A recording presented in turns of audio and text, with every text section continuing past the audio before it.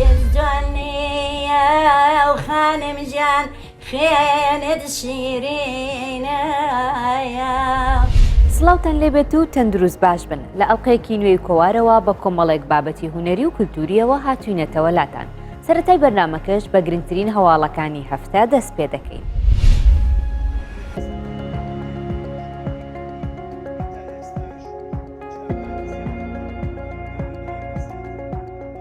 لە شاری سلێمانی و لە ڕێوڕسمێکدا هەردوو کتێبی گۆران سێبەری خەیاڵ و دوو ئەوروپای دوور دوور کە بەرهەمی هەردوو نووسەر کامەران سوبحان و سەردار عەزیزن بە ئامادەبوونی ژمارەیەک لە نووسەران و ڕۆشنبیران و خوێنەرانی کتێب بڵاوکرانەوە.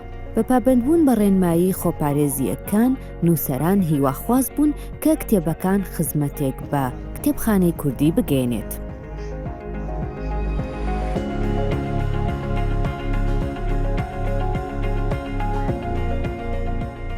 ئەم دوو کتێبەی ئەم ئێوارەم دوو کتێبی جیاوازن، کتێبێکیانی خۆمە لەسەر گۆرانی شاعیر کە ئیشکردنێکی جیاواز و ڕووماڵکاریە لەسەر گۆرانی شاعیر کە هەوڵم ماوە لە 30 پەنجەرەی جیاوازەوە لە 30 دەرگای جیاوازەوە گۆران بخوێنمەوە.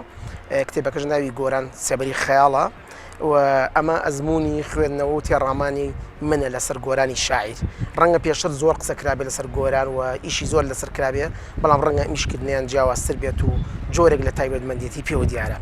کتێبی دووەمیان کتێبێکی هاوبەشە لە نێوان من و سەردار عەزیز بێکۆ نووسیمانە بە ناوی دوو ئەوروپای دوور دوور. ئەم کتێبەش ئیشکردنە لە ئەدەبیاتی سەفەرنامە و ئیشکردنە لە بینینی جوگرافیای لە دەرەوەی جوگرافیای کوردستانەویش ئەوروپایە، هەروەکو لە ناونیشانی کتێبەکە و دیارە دوو ئەوروپای دوور دوور واتە دوو تێڕوانی دوور دوور بۆ ئەوروپا. ئەو تێڕوانی کە من لەسەرەوە ئەیبینم و ئەو تێڕوانی سەردار عەزیز لە بەشەکەی خۆی کتێبەکە ناوناوە ئەوروپای ژێر پێم.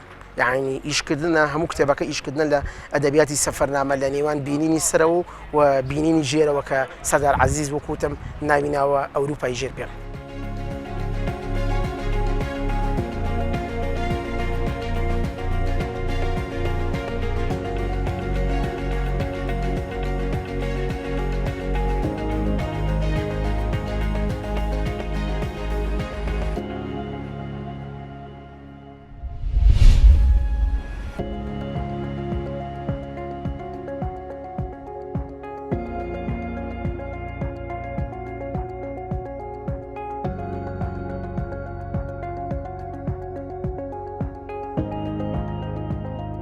کچە کوردێکی ڕۆژاوای کوردستان دەبێتە بچووکترین وێنەکێشی کورد کە لە ئەڵمانیا پێشەنگەی تایبەتی بۆ کرابێتەوە.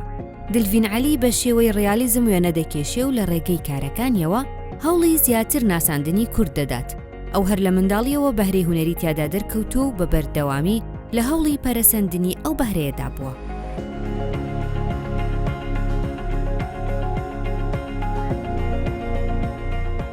كنت باجي انه بواقعيتي مدس بكر او الكردستاني بو اس 14 سالي بو قلت مقو استخازم انه تشتكي نو تشيك مدرس ما خذ انا بس انه رسماتي زاروكا تشيك ماك ميكي ماوس لولوكاتي تشتغلوا مقو استخازم بيشترخم مقالك لوحاتي ايه فناني عالمي مدرس مادن مجبر وادرس ماند مقو جبو از تكتيكا واناسكم واز زانبن بي از تشاوابكم خطوات صالة 2017 از هادم المانيا من الفيدري بأريكاريا كجنا ألمان من الفيدري دم معرض فكرن أو هردو معرض جمرة قال كيف هذا دانمه لأنه أز عارفي مسر ألماننا وسر حتى كرمانجي ما الفيدري خب سر خستنا ودريا خديتنا الفيدري أز عارفي مسر وانا أبنادي تشتكي بقالكي باش يجيبومه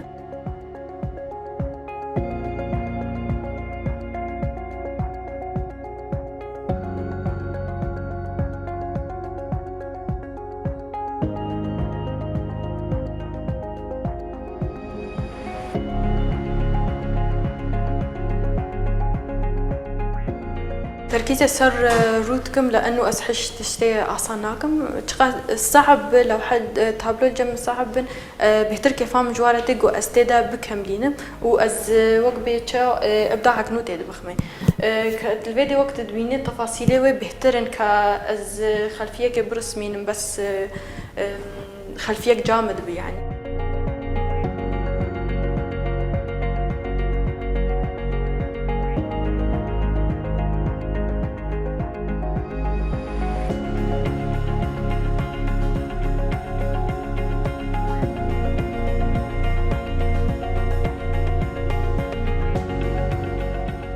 افجي جاليريا مني مالي تابلو خملي عرض كرنا افزلامك بيره بقلم فحم مرسمه افجي كجاكا مش بود كجماليته بيره كي مرسمه افجي شربانك كرده والناجي لسر حريتي مشيكر ديو كجاخوي غير بعد تابلو من ديجي هنا الجم ألمان عن جهة كلتوري ألماني عرضتكن من الوادي مخصص أزعرتكم لأنه استخدم نافك كنافك ما دناف مجتمعي ألماني تشيب أو ناجي سر إنه فني ما فكرك الجم وانا كهبن أو لو حاتم يجي سر واقعيتنا أو جي مواضيع مختلفة كتراثي كردي به كلوحات جمالية بس تدعرضتكن.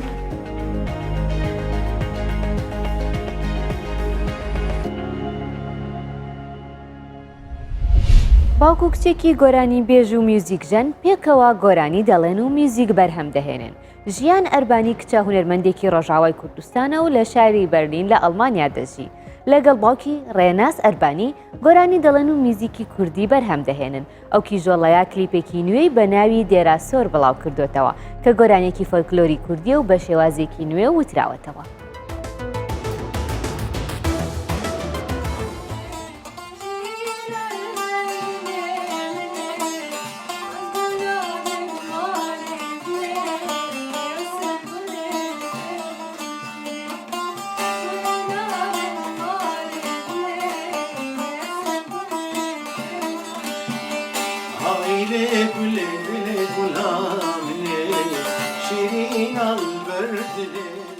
ناوی من ژیان ئەربانی ئەز 19 ساڵم ئەز ji Rojavayê Kurdistanê bajarê Hesekê me ez 2014 li Almanya me ez bi mûzîkê mezin bûm bavê me şûkaniya min di saz û tembûr û orgel cemî hebû tim li tembûrê dixist li mûzîkê dixist û ev tiştê hanekî femgekî jê dihat û tim xwedê gostçûk û dixwest ino ez rokê roja bibim dengbêj.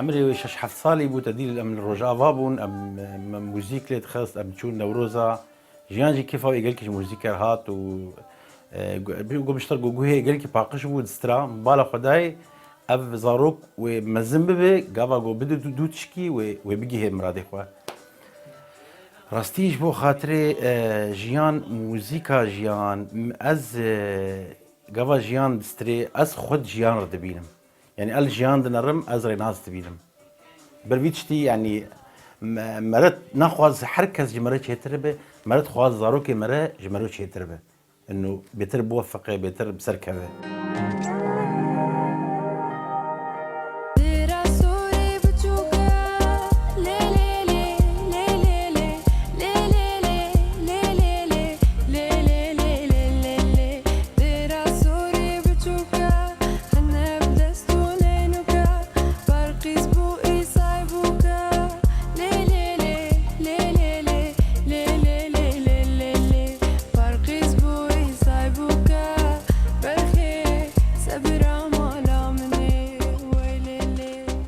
سوري سرانك فلكلوري كاكي كابنه تشي اف كليب تشيكر بعلي كاريا ماكس ميلودي درويش بيل وفيديو مسعود از جالك سباسيا واتكم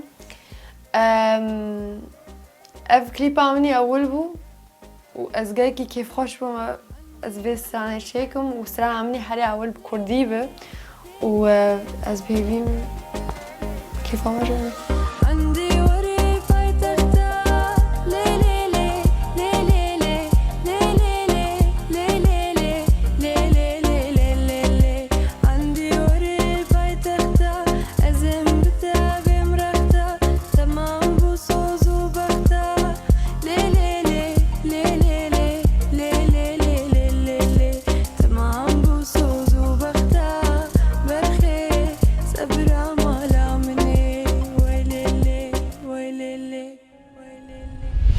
تاقیکردنەوە و سەربوردەکانی ژیان هەرچەندە سەخت بن زۆرجار ڕێگای نوێ بۆ مرۆڤ دەکاتەوە و دەبێتە هۆکارێک بۆ داهێنان. عومەر مەولودی نووسەری ڕۆژهەڵاتی کوردستان یەکێکە لەو کەسانەی لە کاتی زیندانی سیاسی بۆ لە ئێران خۆی فێری نووسین و خوێندنەوە کردووە. هەر لەوێ بیرۆکەی نووسینی ڕۆمانی هەزار ئەشکەوتی بۆ دروست دەبێت و لە دوای ئازادبوونی دەست دەکات بە نووسینی.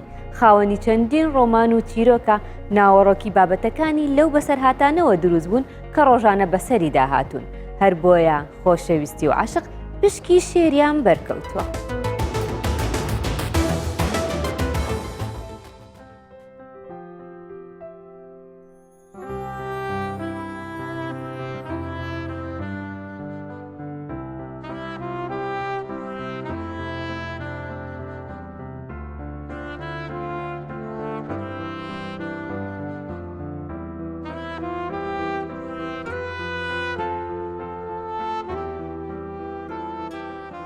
من عمر شۆرەتم مەولودیە، دانیشتووی بۆکانم لە دایکبووی ساڵی 1327 لە تیکانتەپە کەوتمەتە سەر پێ و گەورەبووی بۆکانیشم.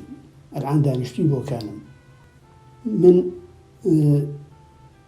لە کاری سیاسیدا بەشدار بووم لە دەورانی ئینقلابدا.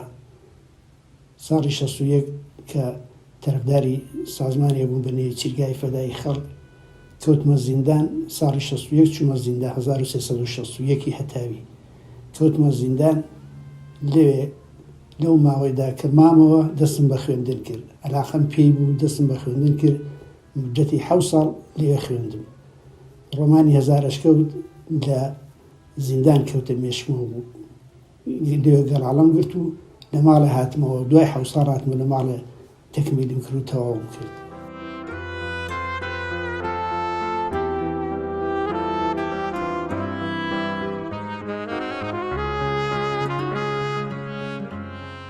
من ڕفەقیارم ئەکسەرەن هەموو دانیشتجوو دیپلۆم و لیسانس و فۆق لیسانس و مەهەندیس و دکتۆر و هەموو تیپەی شتێدا بە هەمووشی سیاسی بوو. زیندانی سنە کولەن سیاسی بوو. کەسێکی غەیرە سیاسیمان تێدا نەبوو. ئێوانی زەحمەتیان زۆر لەگەڵ کێشام هەتاوەی کە هەتا دیپلۆم دەرسیان پێوتم. هەتا دیپلۆمەکەم دەرسیان پێوتم وەلی هیچ مەدرەک و شتێکیان نەبوو کاریم. یەکەم بەرهەمی من چیرۆکێکی چکولانە بوو کە زوو دەورانی پێش ئینقلاب لە ڕادیۆ کرماشان بەڵاو بووبەوە. جۆم لەو چیرۆکە بوو هەر لە مێشکمدا مابووە. چیرۆکی بوو بە نێوی حەمەشوان. ئەو حەمەشوانە تقریباً ڕەنگە 500 سەفحەیە دەبوو ئەگەر ئیمت کردایە. ئەمە هێنام ئەو حەمەشوانم کرد بە 1000 سەفحە. کردن بە 1000 سەفحە هەر هێنام و تێمەوە دار هێنام و پێمەوە زیاد کرد. کردن بە 1000 سەفحە جەڵی ئەوەڵی لە تاران چاپ کرا. ساڵی 1377 چاپ کرا. دۆستێکی زۆر خۆشەویستم لەسەر ئەرکی خۆی چاپی کردبوو. باسی سەردەمی دەرەبەگایەتی دەکات. زۆر سەردەمی دەرەبەگایەتی کە قۆناغێکی زۆر دوور و درێژی هەیە. بە مەرحەلەیەک و دوو مەرحەلە تەواو نابێت. زۆر دوور و درێژە. باسی کولتور و ئەدەبیاتی ئەو سەردەمانە دەکات. باسی زۆری ئاغا دەکات. باسی عشق و خۆشەویستی بینی کچ و کوڕی ئەو سەردەمە دەکات. کولەن باسی ئەو شتانە دەکات.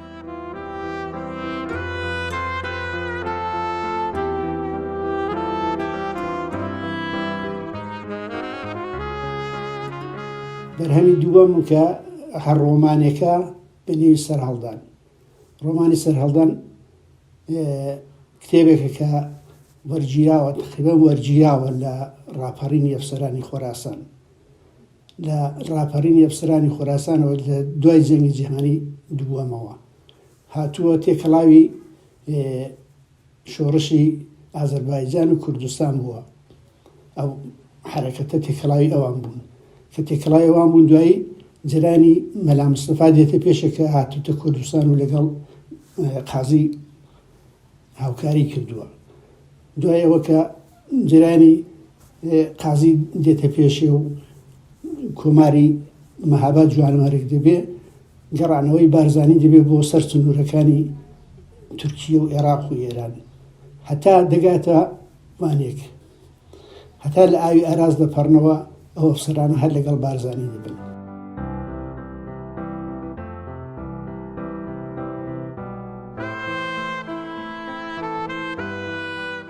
خۆشەویستم هەرچەند کە چاوانم ئەبەستم دیمەنی جوانت نایەتە نێو پەڕی پەڕاوی هەستم هەرچەند بە دەسرۆکەی ئەوین و خۆشەویستی ئەساو ئاوێنەی خەیاڵ نانوێنێ وێنەی جوانی تۆ گوڵم ئاخرەزانی بۆ چونکە ڕۆح وەک مەلێک لە نێو ڕکەی پەیکەری تۆدایە هەر بۆیە وێنەی گیری مێشک و بیر توانای گرتنی وێنەی نییە لە دیمەنی جوانی تۆ کارەکانی زۆرتر عەشق بەرچاوە زۆرتر عەشق بەرچاوە چون بۆ خۆم سەردەمێک زۆر عاشق بووم حاڵبی جەرانی بینی حەمەشوان لەگەڵ کچێک بە نێوی کەوێ کەینە درست شتەکانی خۆمە هێناوە لەسەرەوەم داوەزاندووە دەنا شتێ بینەوەی حەمەشوان و کەوێ وجودی خارجی نییە خۆم و خێزانم ئەوم کرۆ بە کەوێ خۆشم کرۆ بە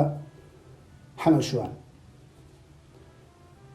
کولەن جێرانی داستانی عیشقەکەم پێخۆشە من زەمانێکە ئێمە شایمان دەکرد و زەماوانمان دەکرد ئافرەت کز نەداهاتە نێو شاوی کچی ینی بووک حەقی نەبوو بێتە دەرێ ئەوە منم ڕاست شایەکەدام ئەوە عومەری حەمیدی معلم بوو لە تیکاندەوە و عەکسا و گرتوێتی ئەوە لە سەرچۆپیەوە ئاوا دێ ئەوە گاوانیە سەرچۆپی لێدا بە عەکسەکە زۆر بوو لەت بووە ئەوە نیوەیەتی عەکسەکە زۆر بوو لەتێ نیوەی لە تێژێتی هیچ کەس جوان نییە و خانم جان خوێنت شیرینەیە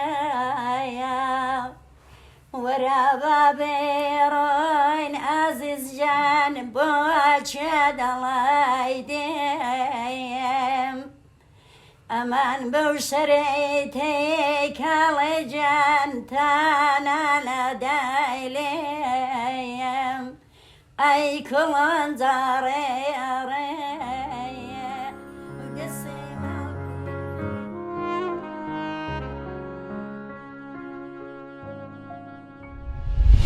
سەما و شای و هەڵپەڕکێی کوردی لە ناوچەیەکەوە بۆ ناوچەیەکی تر تایبەتمەندی و جیاوازی خۆی هەیە یەکێک لە سەماکارە دێرینەکانی ناوچەی عەفرینی ڕۆژاوای کوردستان خەلیل عەفرینە ئەو دامەزرێنەری تیپی میلی هەڵپەڕکێی کوردیە لە ڕۆژاوای کوردستان خەلیل لە سەرەتای هەفتاکانی سەدەی ڕابردووەوە هونەری ڕەسەنی سەمای کوردی زیندوو کردوێتەوە و لە عەفرین و حەلەب و زۆربەی شارەکانی ڕۆژاوای کوردستان و ئەوروپا و باشووری کوردستانیش لەگەڵ هاوکارەکانی نمایشی سەمای فۆلکلۆریان کردووە ئێستاش لەگەڵ تیپی ئارمانج عەفرین بەردەوامی بە هونەرەکەی دەدات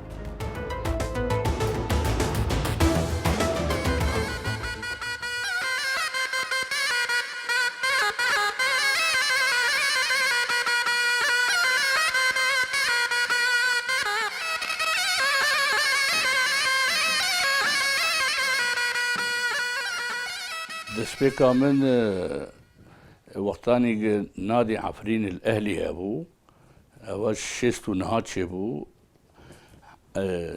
هەفتەی یەکا مە ئینتیساب نادی الئەهلی العەفرین کرد طبعا دوێ تاریخێدا جی شەڤک لە حەلەبێ کردن لە سینەما سووریە ئەز این شەبکی یعنی گەنج بووم وەختە ئەو گروپا دەرکەت ئەس بوا تەسیر بووم يعني مخرج نادي عفرين الأهلي نيزيكر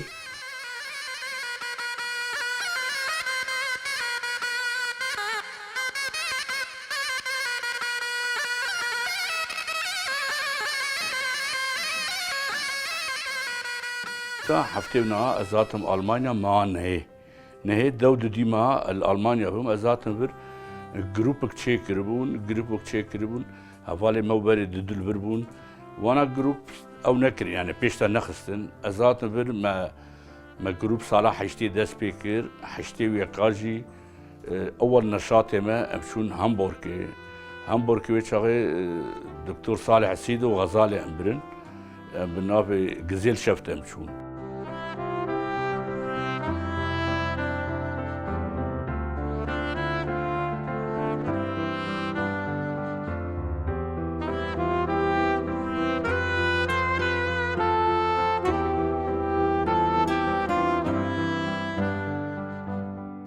جلنا طبعا جل تقريبا وتشيلو حي صال الجمن تشيل حي صال الجمن هب مشلح اتشولاقة امالي سيدي ميمو اي حنان اغاية طبعا هاف وهبا والشعريبة بهاف درابون يعني وبشتاجي بيرابو وبتشتي ديجي مثلا خنجر هوجي وقصال الجمنة جلي عفرينينا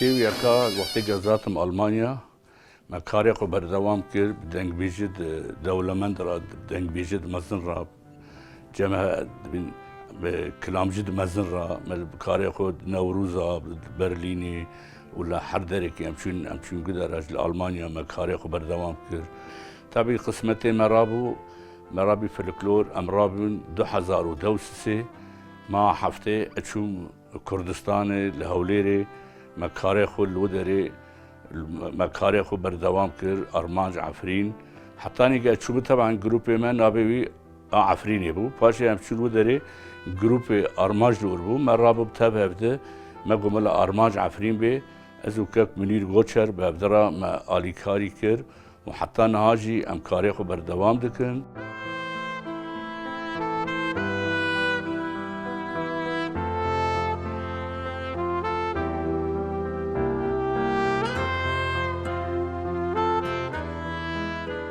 باشي ما بر مناسبة ما اشتراك كر ما دركر المراجعة والدرا والحدركي أي جور مثلا أمشون رانيا ما الودري الثقافة الكردستانية مناسبات شيكرن سرسالة جميل هورو ما تشيكر هواجي رحمتي أبو صلاح رحمتي بو السرسالة ويجي تشيكر هبجي تيراج عفرين هات هوليري أول تيراج عفرين لهوليري تشيبو مالودري مكاريخ وبردوام كان أبخجي وزارة ثقافة خبيرة فلكلوري كردي سوري بوم حطاني أزهاتم كاريخ وبردوام كر والألمانيا جي أدي سافتي ماتم أز كاريخ وبردوام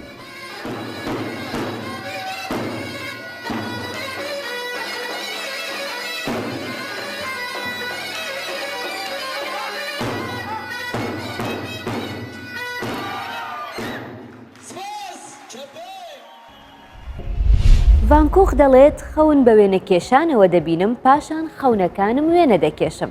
بڕگەکانی ئەم ئەڵقەی کۆوارمان پێشکەشکردن تا هەفتەی داهاتوو بمێنن بە خێر و خۆشی.